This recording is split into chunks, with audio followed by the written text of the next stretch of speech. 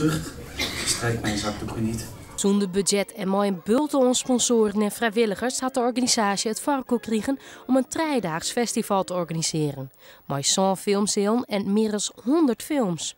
Hoe weten we onkaam zijn van we hebben geen geld. Dus als je mij werkje willen, wat leveren willen, maar dat vergeet. En heel veel bedrouwen en meestal hebben het ook niet. Dus dat is fantastisch. We hebben hier 100 vrijwilligers aan het werk. Op het festival bieden tal van films te zien. Uit Friesland het eerste blok, maar ook echte Bollywoodfilms. Voor filmer Otto Pekel uit Greensland is het een hele eer dat ik zien films hier te zien binnen. Meestal ben je een hele bekende filmster of regisseur. Maar ik ben gewoon Otto Pekel uit een heel leuk dorp, Oude Pekela, in de provincie Groningen. En dan word je door een filmfestival uitgenodigd wegens je leuke filmpjes op de dorpsites.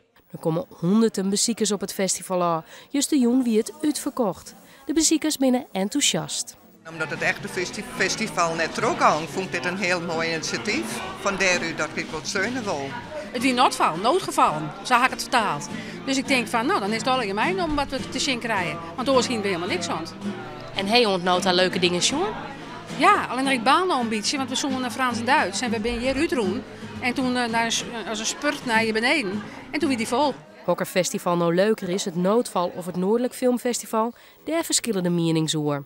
Dit is hartstikke leuk, alleen een houten kont altijd voor de uitzending. Ik denk hier, want ik vind het zo leuk omdat het zo wat primitief is. Dat is wat leegdrempelig.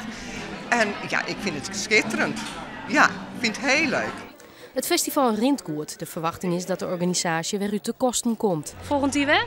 Nee, volgend jaar net weer, want dit weer een noodval filmfestival. Dat is Duits van noodgeval.